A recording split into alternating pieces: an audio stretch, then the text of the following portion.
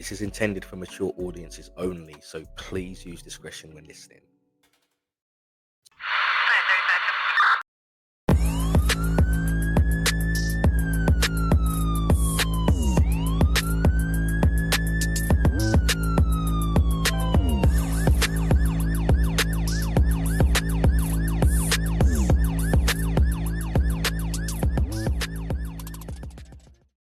Welcome to Call to Dispatch, the show where we hear real stories from the people who answer the call. My name is Dave. Some people wait for a defining moment, others walk straight into it. For more than a decade, our guest has been tested by heat, by pressure, by expectation, and the fierce demands of the fireground. He's an 11-year firefighter and paramedic, a Florida smoke diver, a one bad tour graduate, a Georgia Flames finisher, and a man who has punished and pushed the limits of his own endurance with multiple 100-mile ultra marathons. But he didn't stop at just surviving the job. He set out to transform it. With Prepare to Fight Fire, he has built a mindset movement, one that challenges firefighters to raise higher mentality, physically and emotionally. Because in his world, excellence isn't optional, it's the standard. Hmm. Glad to say that today's guest is Mr. Julian Serrano. Julian, welcome to the show. How are you, buddy? Dave, man, thank you so much for having me. That intro was outstanding. I appreciate it. I am glad to have you here, sir. Now, it is a bit of a tradition around here that before we do get into proceedings, I take a moment to just raise a toast to you. I just want to take this opportunity to A, thank you for your service, and B, let you know that although the work that you do sometimes goes unseen, I just want to let you know that I and the listeners appreciate you. So this is a toast to you, sir. Thank you. Thank you, man. I appreciate that. Right, so let's get straight into it then. First question of the day, something that I normally ask every guest. So you're going to be no different. When you were a kid and growing up, what did you want to do when you actually grew up? Man, it's so interesting. I always, went back and forth with wanting to be an athlete, right? I always thought that was cool. Mm, Just being a football player, basketball player. But I had no work ethic, and obviously, to be an athlete, you got to have a grind, right? You gotta be able to, obviously build the skill set and then build the conditioning and vice versa. mm, And I didn't have that, man. I was a spoiled kid that just didn't have that. I always did want to be a firefighter, but it wasn't really a real thing until I was probably in my teens, and every time I saw a fire truck, man, I would just get so stoked. It would just get me so fired up to see that thing going down the road, screaming, mm. and knowing that they're going to help somebody. Like that's awesome. Yeah. And that's kind of where it all fell, man, and that was it. Okay. So if we go right back to the beginning there, you've mentioned that it was, the fascination of seeing fire trucks, that kind of sort of drew you to the service. Having sort of been in here now, what did the early version of in your early days, what was the version that you thought that the job would be compared to what it is now? How does that differ? Man, well, it differs a lot, right? I'll never forget when I first talked to my godfather. He was one of my first mentors. He was a fireman, and he'd been on the job for 30 plus years. He told me straight up. He was real. He said, "Listen, man, this job isn't Hollywood. It's not TV. You're not running into burning buildings every day, right? Like that's not Mm, the reality of it, right? You're gonna do a lot of things that aren't sexy, that aren't fun, that aren't what you thought you signed up for. And being a kid, what do kids do? Yeah, yeah, all right. yeah, They just yeah. you just don't know. So fast forward to present day, almost 12 years in, and man, he was 100% right. You know, Mm, um, and the job's not about the guts and the glory 24/7, right? The job's about what it represents in totality, right? mm, What type of person you should always strive to be that holds that title firefighter, you know? mm, That's what it's about. It's not about the calls, right? The calls allow us to serve, but at the end of the day, what type of person is serving? mm. That's what matters. When they call, Like, where's your mindset at? Like, do you get flustered? Do you get frustrated? Or do you have a good attitude? Right? Are Mm, you good at the job? Right? Do you have a good skill set? Are you physically fit? Are you mentally confident? Right? Like that's what really matters, not, you know, someone's house is on fire every day and you're running inside and you got Chicago Fire's film crew, yeah. coming behind you. Like that. It's not what it's about. So it's funny you mentioned Chicago Fire because there's plenty of TV shows out there that show different emergency services, be it police, ambulance, fire. Do you feel like shows like that kind of paint a false narrative as to what the job is really like? Well, it's not that, man. It's just like the world we live in today. It's a highlight reel. Yeah. The drama is probably tenfold what the TV show is. Hmm. That's real. Um, but I mean, no, man. I mean, at the end of the day, um, all the TV shows, the objective is on point, right? It shows people serving. It shows people's lives outside of the fire department. It shows that we are human. That we're, the term hero is unique, right? Because even heroes, you know, need help, Yeah. right? And we forget that. I mean, I talk about the citizens, the civilians. They're quick to banish. They're quick to, you know, um, just completely tear down a firefighter or a first responder or a military veteran when they make a mistake or they do something wrong. And it's like, Mm, man, like we're all human, just yeah. because we have a different title. The expectation's different for sure. And you can't take that lightly. But shit happens at the end Yeah. of the day, and none of us are perfect. And we all wake up every day, hopefully, with the mindset of wanting to be a little bit better. Yeah. I totally agree with that. So when you made the decision to join then, did anybody in your family or even in your close friend circle, did they have reservations about you joining the job? And if so, what were they? No, man, it was always full support, right? It was always, you know, it was one of those things that like, um, it's tough to have reservations about something that when you say it, people smile. Mm, When you talk about firefighters, people are excited, right? They're happy, they're positive. mm, For me, it's interesting though, man, because you read that intro and man, it was flattering and it's awesome, right? And it's just it's a quick reflection of all the stuff that I've done, and yeah. it's a testament of my character and in my ability to just endure. But man, I didn't start like that, right? I failed out of fire school. I was overweight coming out of high school.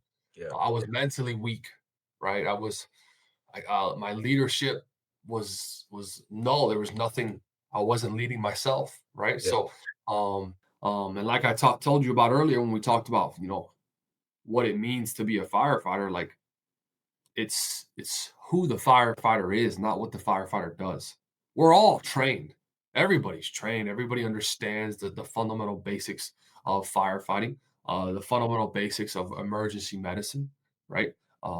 Car accidents, hazardous materials incidents, technical rescue.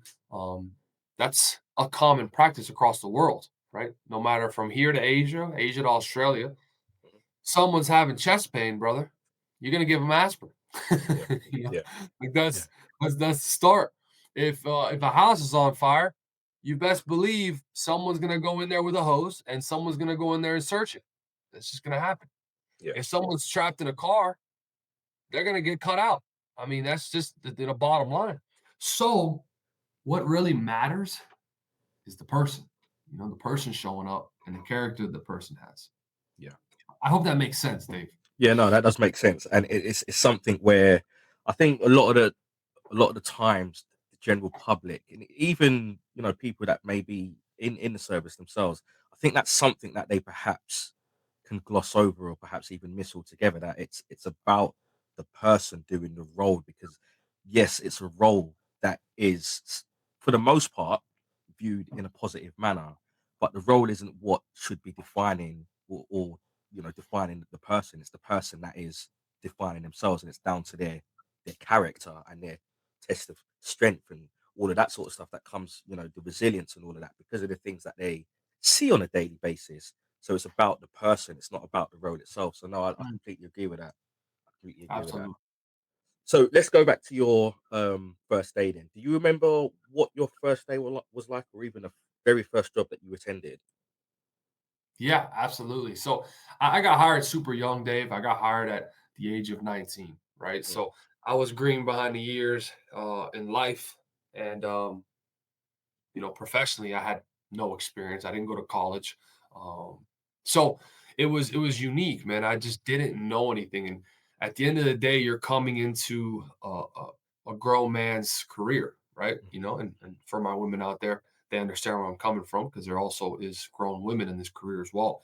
Um, your people are grown, people are mature, people are not this college lifestyle. Like these people have been serving in a capacity that has made them mature, whether they wanted to or not, to another level. And I come in and I'm a kid and I'm surrounded by 30, 40 year olds that have families, have kids, have been divorced, have been to terrible calls, have got 20 plus years on the job. And that environment is it's different. You know what I mean? mm, It's different. The expectations there, right? They expect you to know your job, be good at your job. But then I was really fortunate that I had a lot of mentorship from those guys, those girls. Um, those people cared a lot, man, and they cared about helping me, right? And yeah, it's weird because like in this moment, I love doing podcasts because for me it's a good reflection tool.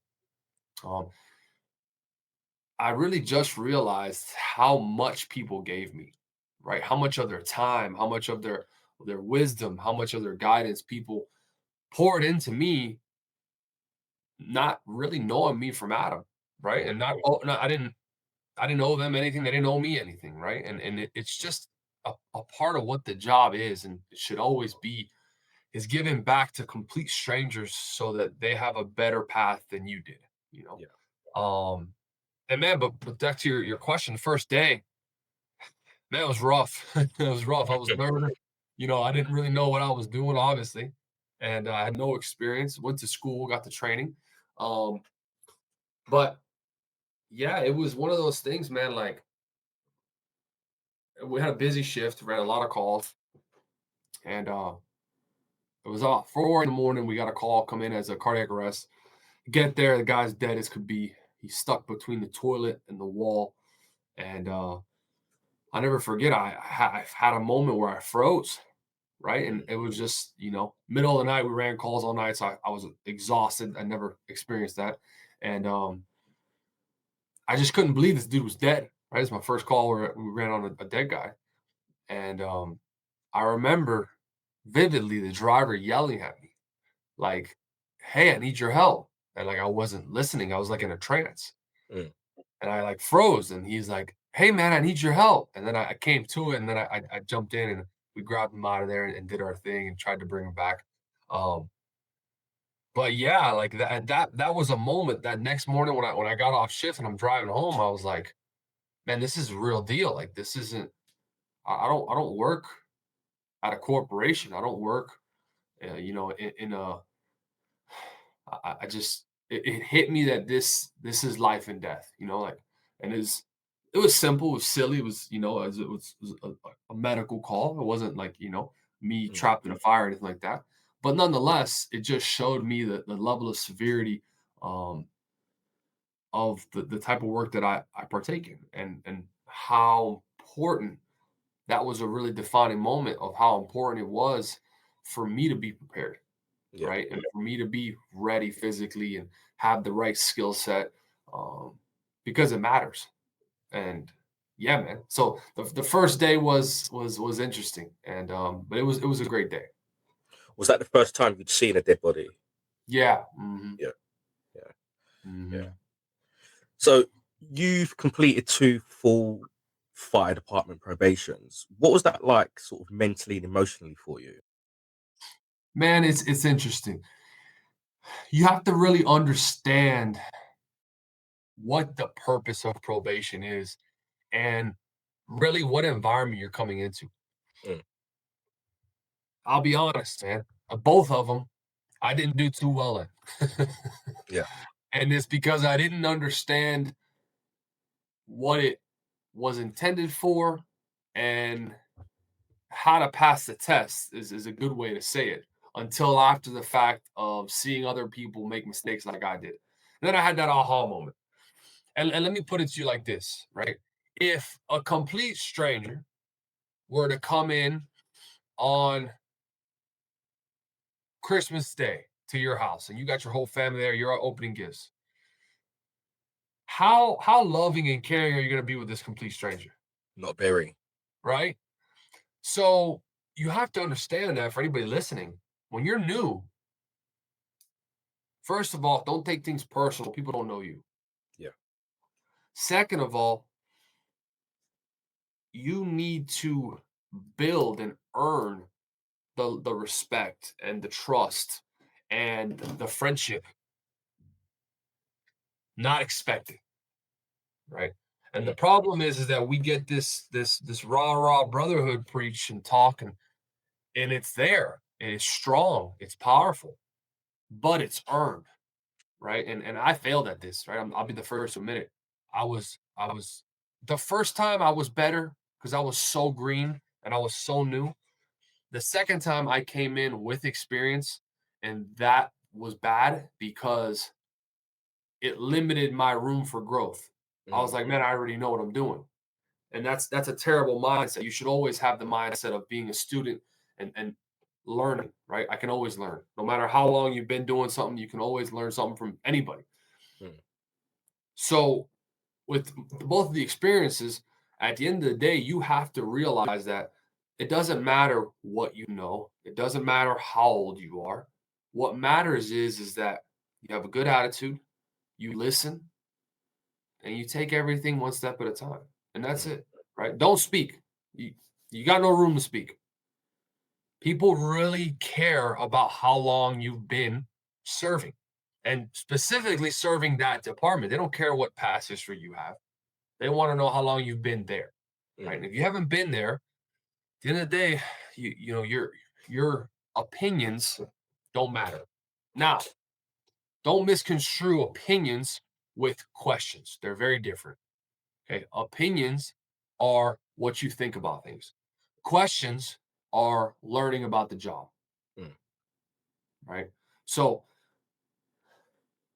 it's one of those things that, like, man, hindsight's 2020, but I'm glad I made the mistakes I did and I learned the way I did. It also created a lot of adversaries in a way in my Yeah. career. Yeah. People got rubbed the wrong way with the way I did things.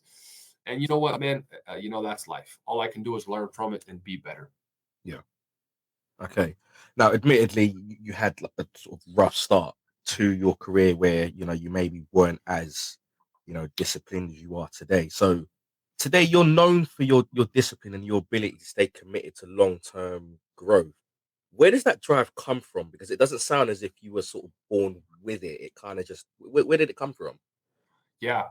No, I was not born with it, man. I was very fortunate. I had parents that came from nothing Mm. and they built an amazing life and they gave me and my brother everything that they built, right? Everything that they could. And while that's a blessing, it's no different than that quote. You know, soft times create soft people, Yeah. hard times create hard people, right? Yeah. And growing up, they had hard times, so they were hard people, right? And then we had soft times because they just gave us everything that they could.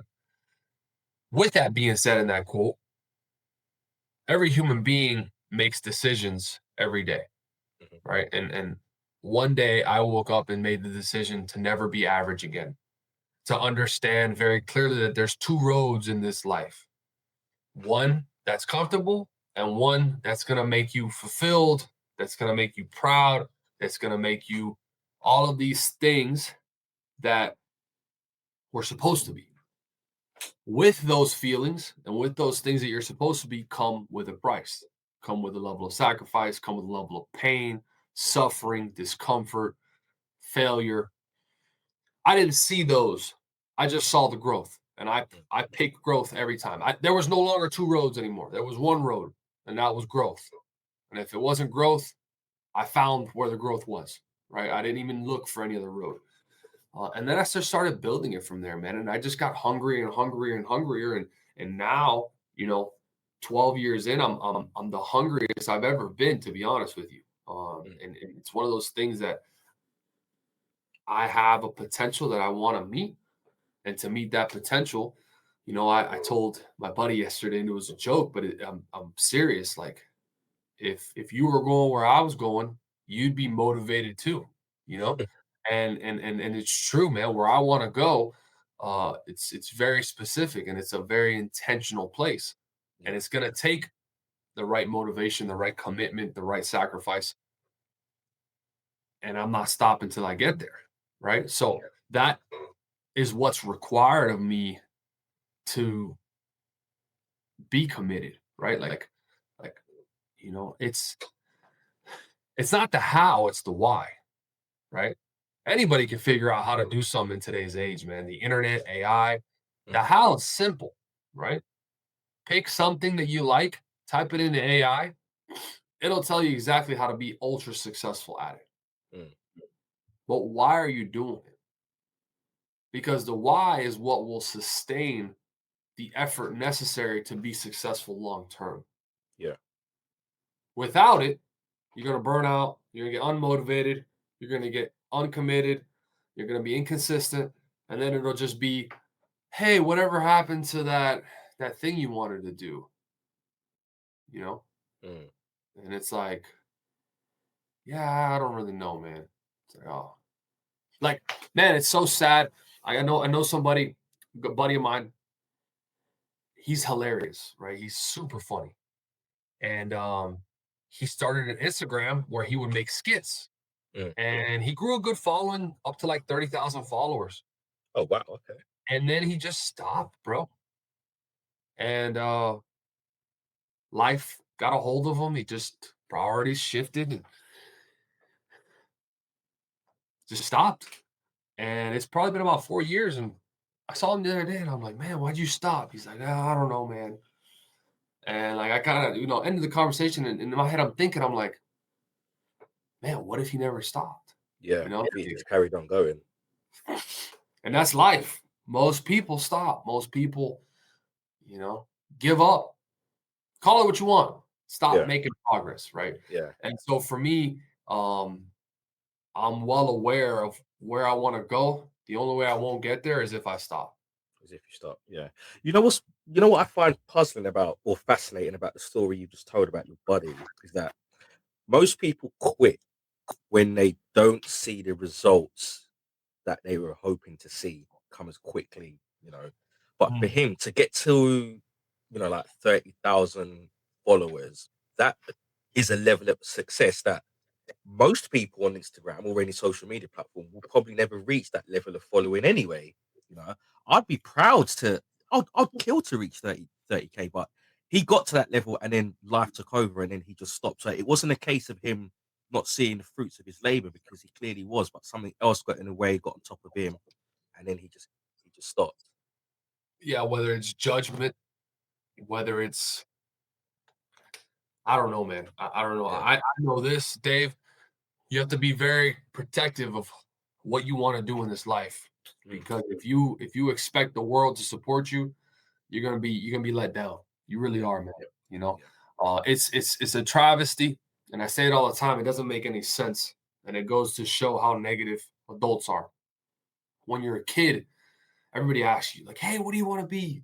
Mm, Johnny and Jimmy and Ashley and Katie, they say all this outrageous, crazy shit. Right? I want to be a doctor, or I want to be a dentist, or whatever. They say whatever they want. They can say they want to paint the toenails on elephants in the zoo, and we would tell them that's amazing, mm, right? Right? Adults never tell kids you can't do that. You don't want to do that, right? It's nothing but support for kids. yeah. But then these kids grow up, you become adults, and it's the polar opposite.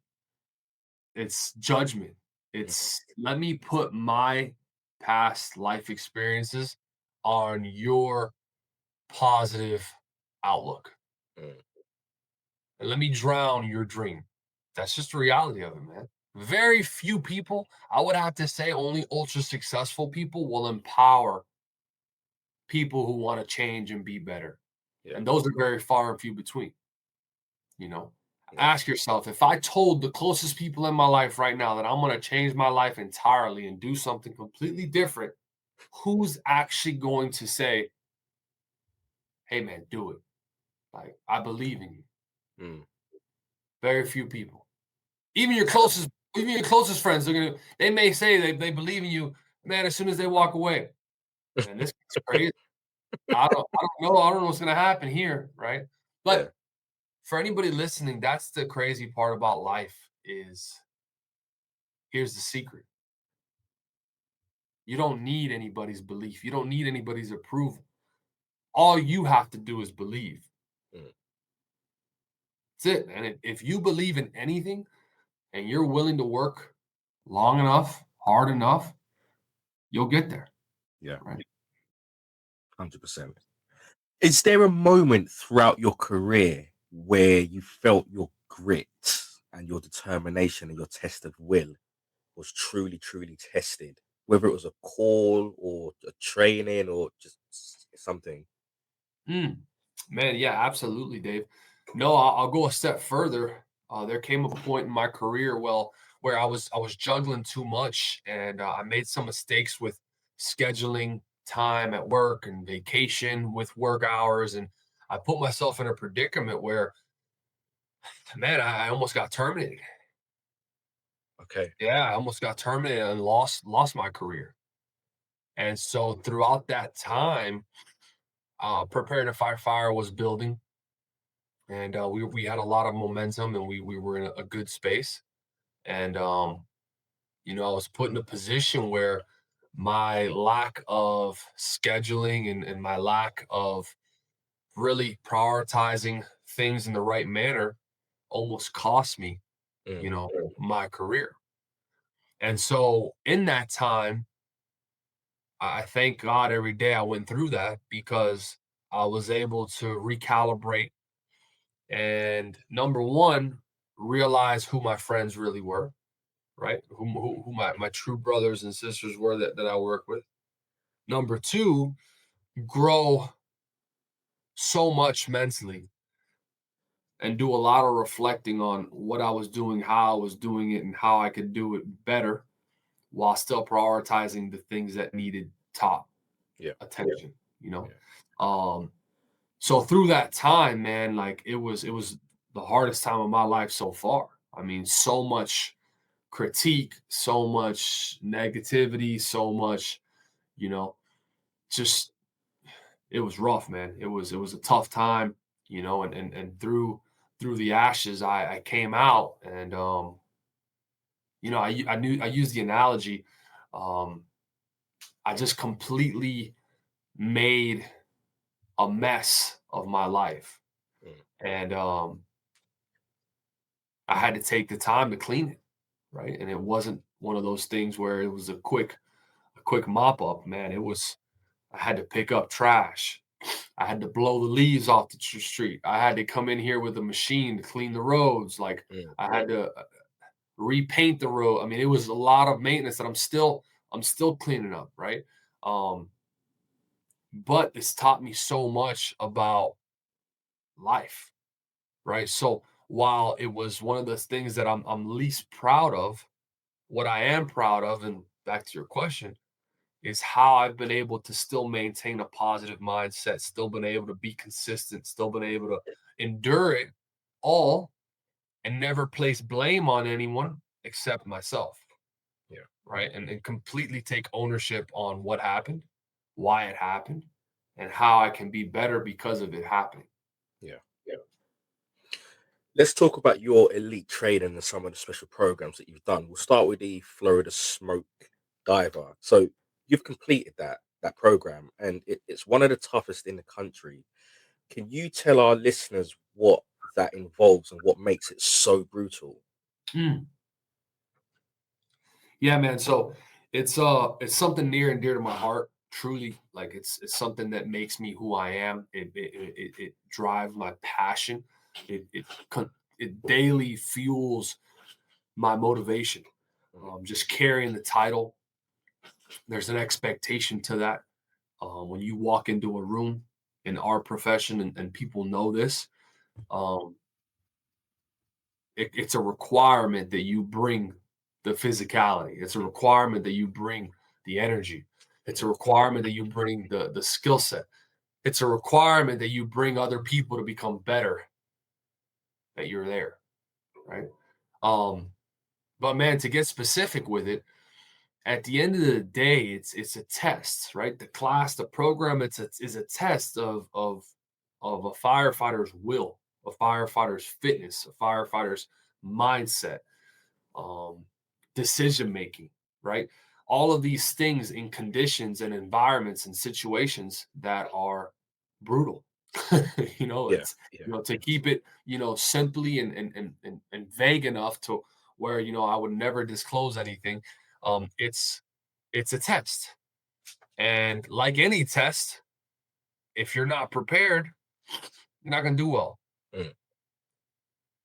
And then there's tests that you and I have taken before, Dave, where we thought we were prepared and we studied the wrong information, Yeah, right? And yeah, then you come to realize I read the wrong book, man. yeah, But you still get that experience, right? So either way, on either coin, right? Let's say you didn't prepare. Well, if you don't prepare for this program, you're not going to make it very far. Period. mm, Now, if you do prepare, you prepare the wrong way and you get a little bit of success. And in either scenario, you're still going to learn. And that's what I tell people. It's not about the title, it's about what happens in the pursuit of that title, mm, how you change as a person, not just your skill set, not just your fitness, not just, you know, your physique, but who you are as a person, your level of commitment, your level of attention to detail, your level of consistency, all of those things, again, back to what we talked about earlier, are what really describe a Florida smoke diver, any type of smoke diver. mm. It's the characteristics of the firefighter, not the fitness or the skill set of that firefighter, Yeah. right? So I don't know if that answers your question. No, no, it does. And the follow up to that would be obviously with how brutal that program is. Did it expose anything to you that you wasn't aware of about yourself before? Any strengths, any weaknesses? Yeah, absolutely, man. That's a great question. First of all, I'm not as good as I think I am. Period. Right? Like Mm, every person has this level of confidence that's almost borderline not real. yeah. And at the end of the day, everybody will always think they'll perform better than what they actually will in reality. And these type of programs remove that immediately off the table. They immediately punch you in the mouth and let you know, hey man, you're not as good as you think you are. You may be good, but you're not that Mm, good.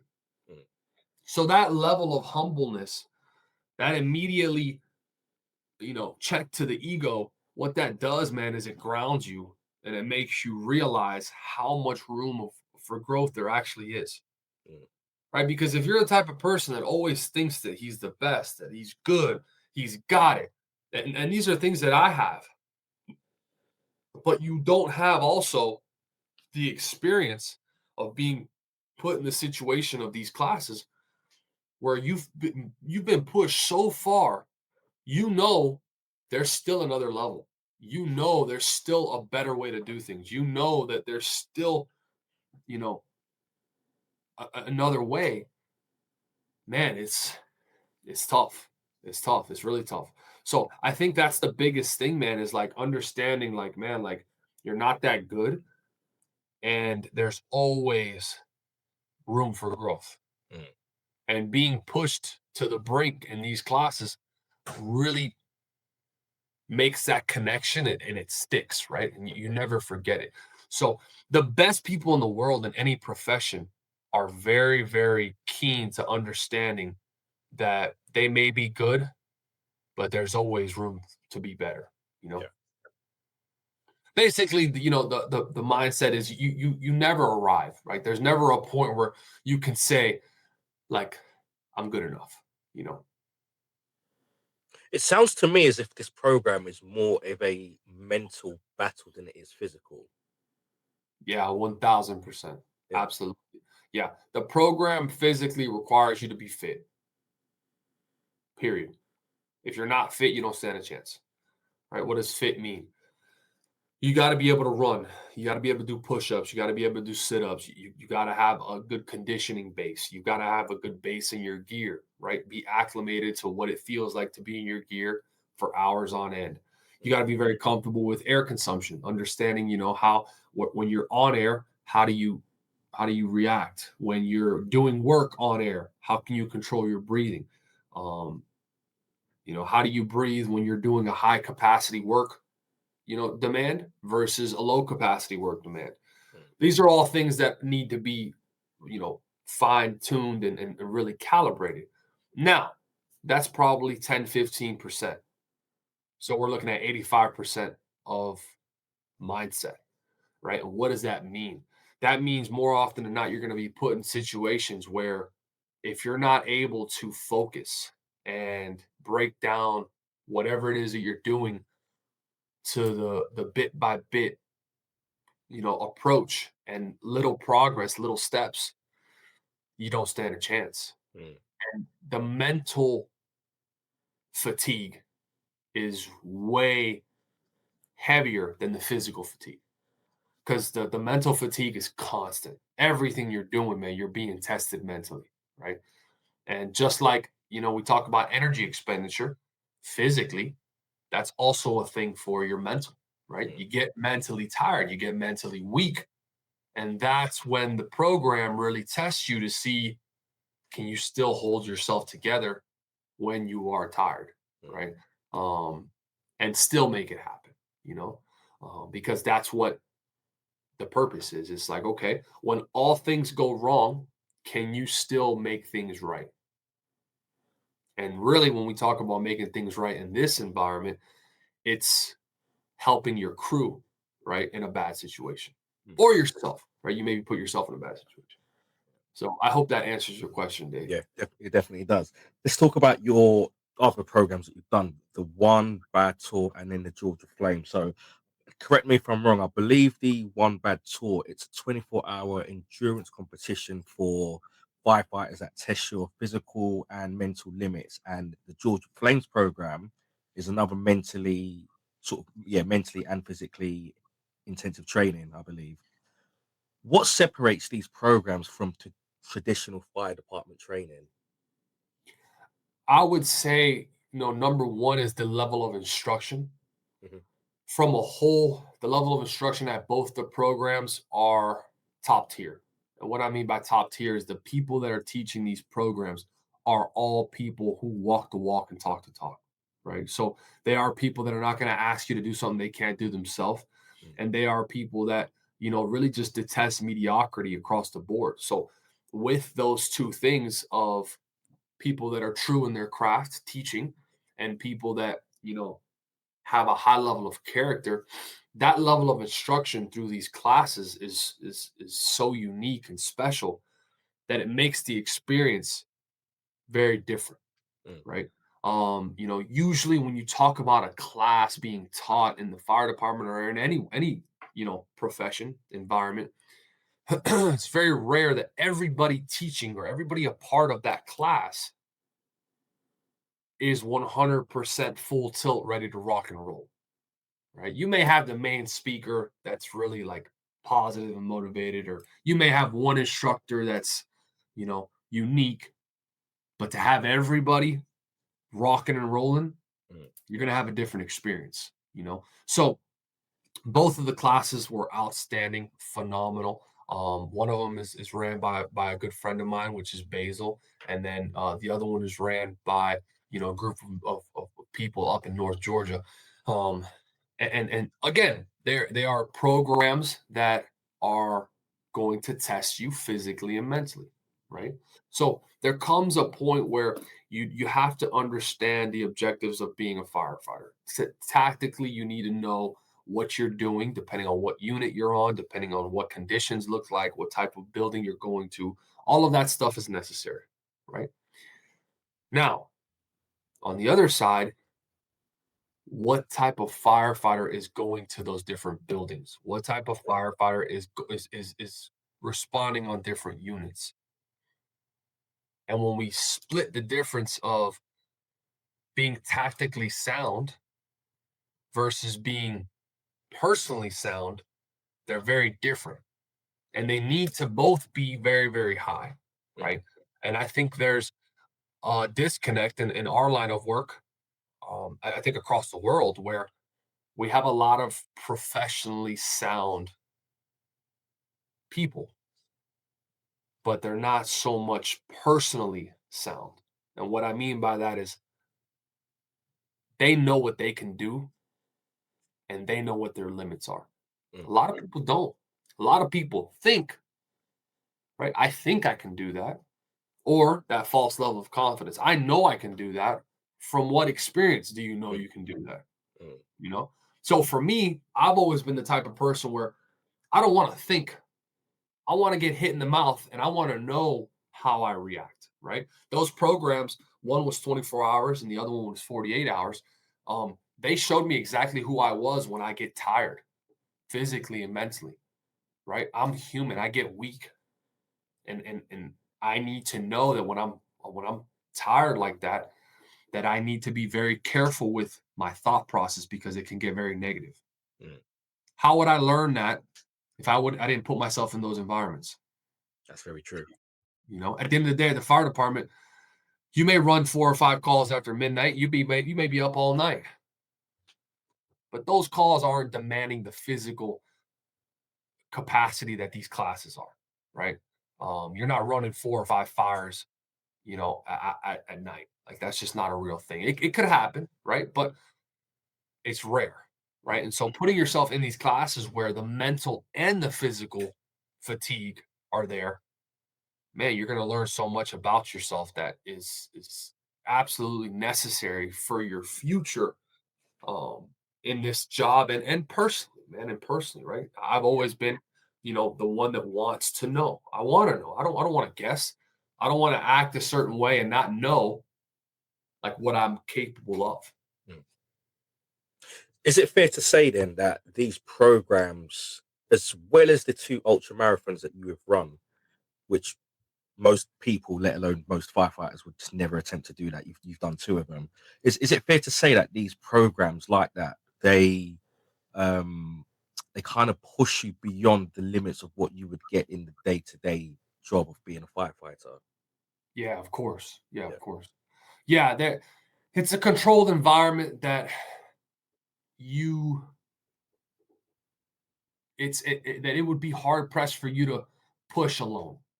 yeah, So if you can't get there alone, how would you ever know what your capacity is or what you're capable of, right? You don't, right? So now you're waiting for a call professionally to come in where people's lives are on the line. It's not a controlled environment to then find out how you're going to react, respond.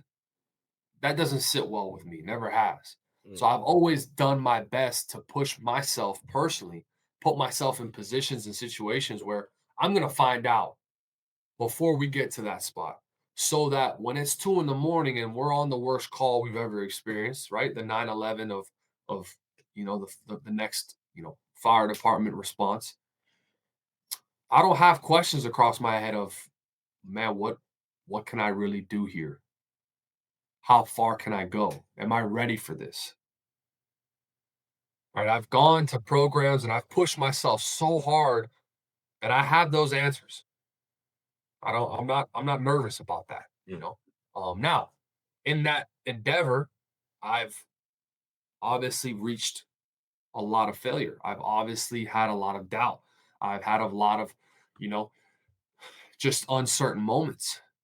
And it has not been easy. It's been the hardest thing I've ever done to consistently detest mediocrity and put myself in those situations. But in this endeavor, I've been able to realize my capabilities. mm, And that is so comforting to know, like, hey, no ego here, no ill will of just understanding simply I can do this at a yeah, very high level, regardless of what situation's happening around me, you know? yeah. That moves us on nicely onto the section where I want to talk about the prepare to fight fire. Now, 8 years into your career, you founded this prepare to fight fire. This, and along with sort of the other programs that we've spoken about previously, such as the Florida Smoke Diver. Was there a turning point in your career? Did something happen in your career that made you want to build something like this for firefighters around the world? So I came to a clear understanding that it doesn't matter how much I know. It doesn't matter how good I am. From the world's eyes view, there comes a point where every person has to give back Mm, because the level of fulfillment ends from personal achievements. You could achieve a thousand things and like it starts to not that it doesn't mean anything, it's just the meaning isn't the same anymore. yeah. So for me, I asked myself a simple question. Now that I've done the things that I've done and I've built the person that I have, built, what is what good is that if I can't help other people like force multiply? Mm, What good is that if I keep it all to myself? To what? Have a nice resume? To feel good about myself? Like for me, that wasn't enough. So Prepare to Fight Fire was built because Dave, I have a really, really, really big heart, and I want to give back to people, and I want people to be better, and I want people to have the resources, the structure, the accountability, the motivation to be the best that they can be. And I don't want anybody to be Julian. I'm Julian, right? mm, That's me. I don't want you to be people. People say that all the time, man, and it really bothers me. They say, "Oh, I'm just trying to be like you." And it's like, big dog, don't be like me. mm, I don't want that, bro. You don't want that, right? I live a specific life. That's my life. mm. I want you to live your life. And it should be completely different. Everybody's life should be completely different. We have gotten into such a bad, toxic habit of wanting to be like other fucking people. And it's not normal and it's not right. Right. At the end of the day, I'm very unique. People love me or hate me. Right. There's no in the middle with Julian. Right. Yeah, And I wish everybody loved me, but at the end of the day, when you're 100% yourself, it's not the reality because people, especially now in today's age, when they see people who are so authentic and honest, it bothers them because yeah, it's like, how can this person be so confident and I can be so insecure? Right. And then they jump into that loop again of that comparison. Right. And instead of comparing, if they spend the same energy and just being better themselves, be a different life that they're living. mm, So, I got tired of seeing people that didn't have the necessary resource. And it's a two-sided coin, right? People say it all the time. And I get slack about it. I want to talk about it. I want to go ahead and let this out here. Oh, well, you didn't have a training program for, smoke divers. You didn't have a coach. Oh, you didn't have a coach or a training program for your 100 miler. Oh, you didn't have a training program or a coach for your fire academy. No, I didn't. I did not have those things. And have I been successful? Yes, I have.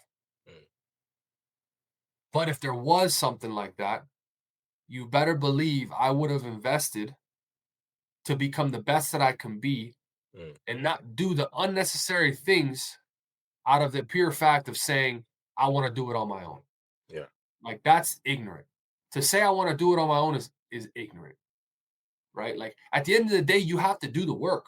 Doesn't matter if you have the blueprint. It doesn't matter if you have the coaching, if you have the plan.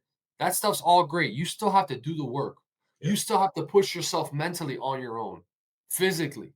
You still got to show up every day. You still got to eat the right foods. It's still on you, right? You just have mentorship. You Yeah. still have guidance. And it's one of those things that some people have that and you just never knew about it, right? So like some people do. They come from the gutter, man, and then they do it on their own and they're bare knuckle, the whole way. And that's outstanding to a Mm. point, right? Everybody at a point gets a mentor. Everybody at a point meets the right person, gets some guidance, gets a couple tips, right? Now we have the internet, AI. It's unreal what we have now. But there's no shortage of information out there, Dave.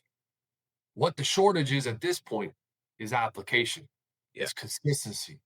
It's passion, right? Like that's what we're missing from the world's perspective. Um, so yeah, that's why prepare to fire came about. You've influenced firefighters internationally with it. What's the most powerful message someone has sent you about how your work changed them? Mm, that's a good question. Can you repeat that question, Dave? So you've influenced firefighters across like internationally with this program of yours, Prepare to Fight Fire. What's the most powerful message or a message that stands out above all others where someone has sent you something about how your work changed them? Mm. So what I would have to say, man, is I have a guy on my program right now. He's from Mexico. All right. When we talked, he doesn't make much money, right? And my program is an investment.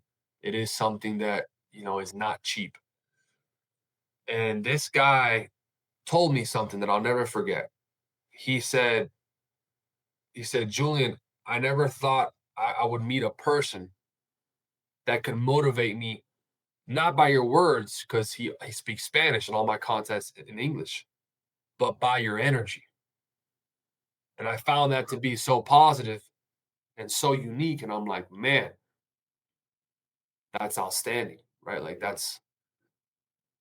that reminds me that I'm doing what I'm doing because I want to help people, not because an ulterior motive, right? Like I'm doing what I'm doing because I love what I do, right? I was talking to my buddy last night, and he told me, I don't know if you've seen the post, the remake I did of the running in gear like Ashton Hall.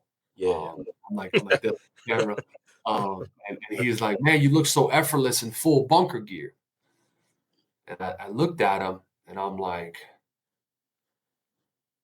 man, I've spent hundreds of hours in that gear. Like I don't look like that just because God gifted me to be a firefighter.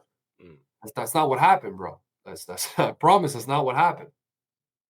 When I failed out of fire school, at age 18, because I was 260 pounds, I didn't look effortless in bunker gear, brother.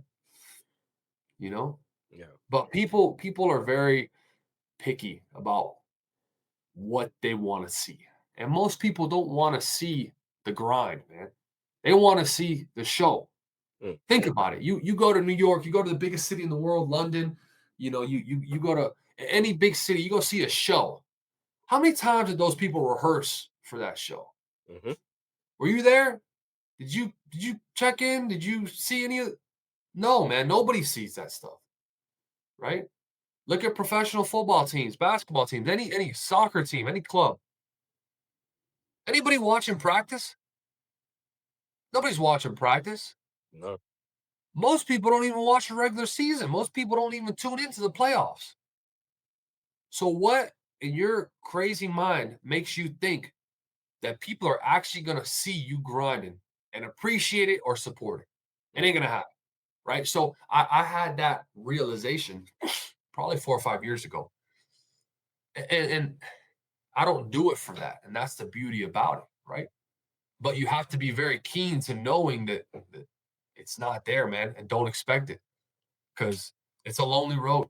mm, The road of being the best that you can be is lonely. It is. but it's intended to be, right? It's intended to be. And as long as you can stay focused, stay driven, have the right why to what you're doing, Mhm. it doesn't matter who's there and who's not, man. Yeah. All you got to do is count on yourself, and that's where I've gotten to where I'm at today. Now, you clearly do a physically demanding job. On top of that, all of the programs that you have accomplished and competed in and run is also physically and mentally demanding as well. What practices keep you emotionally sharp and avoiding burnout? Mm.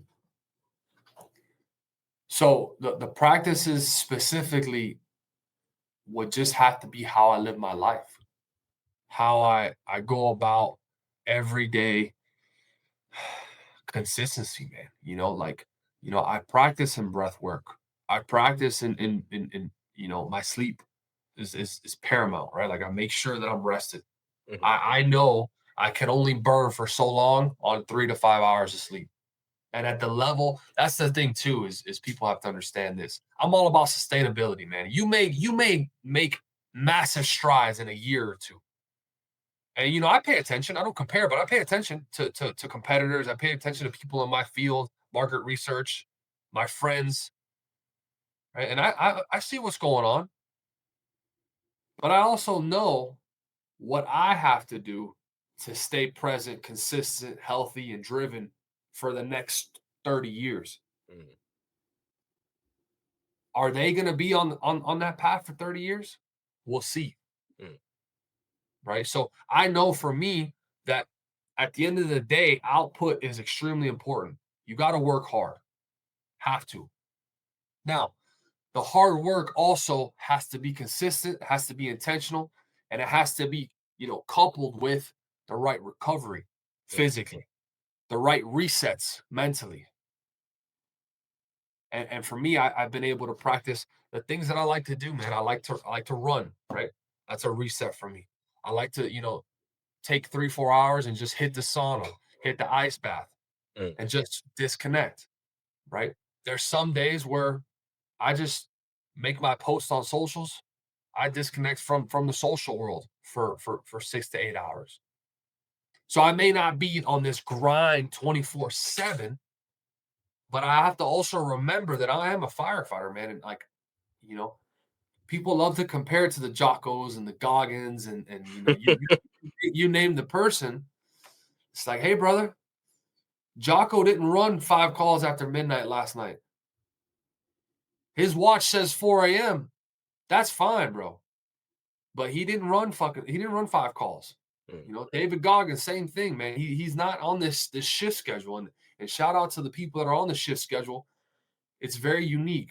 And you got to be honest with yourself and you have to remember sustainability is important, yeah. right? And for me, it's not about just showing up anymore, Dave. Imagine I showed up on this podcast just to show up and the energy wasn't right. Mm, That's not fair. That's not fair to you. yeah.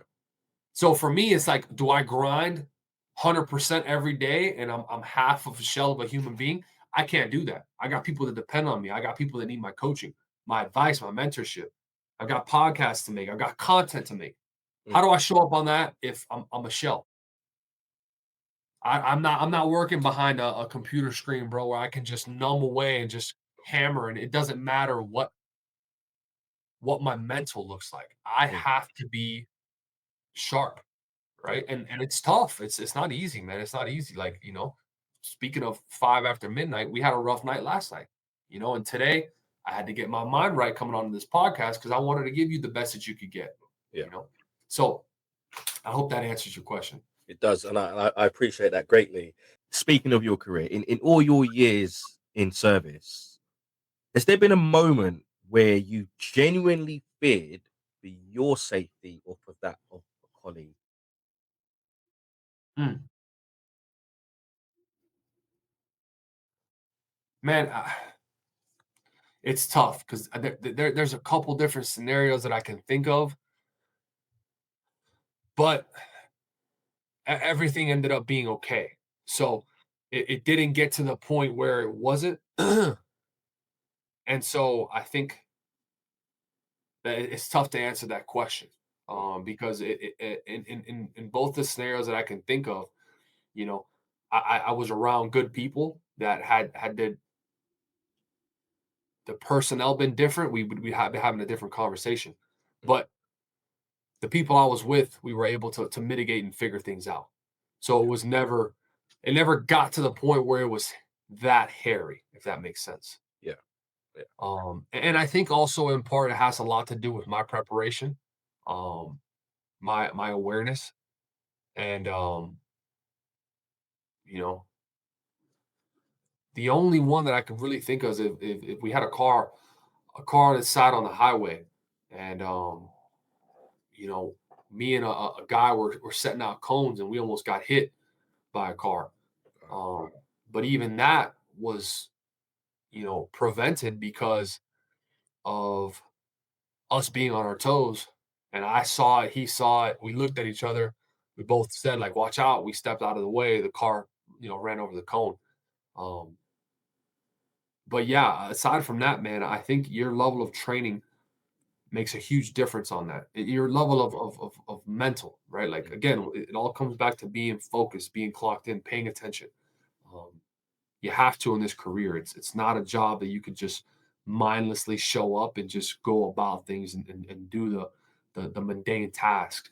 Most of the tasks are mundane, but when it comes to the critical life threat emergencies, you got to be on your toes. yeah, yeah, yeah, Yeah, it's one of those things to the people listening.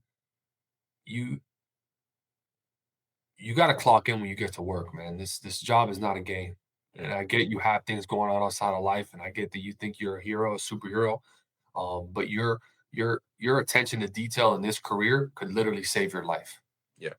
right? We could do everything, and that's the thing people need to realize. You could do everything right and still die in this job. That's heavy, but it's also the truth, isn't it? Mm. Yeah. So we've reached the part of the show now where I like to call it the legacy question, and every guest gets asked the same question. So the question for you today is: if you could leave one piece of advice or a lesson from your time in service that you would want every listener to carry with them for the rest of their days, what would it be? So I'd have to go straight to, you know, listen, listen to what people say, like truly listen. Yeah, If you truly listen, not hear. And what's the difference between hearing somebody and listening to somebody? When you're hearing somebody, you're not respecting them. You don't respect them. You're not giving them the time to digest the information that they're communicating.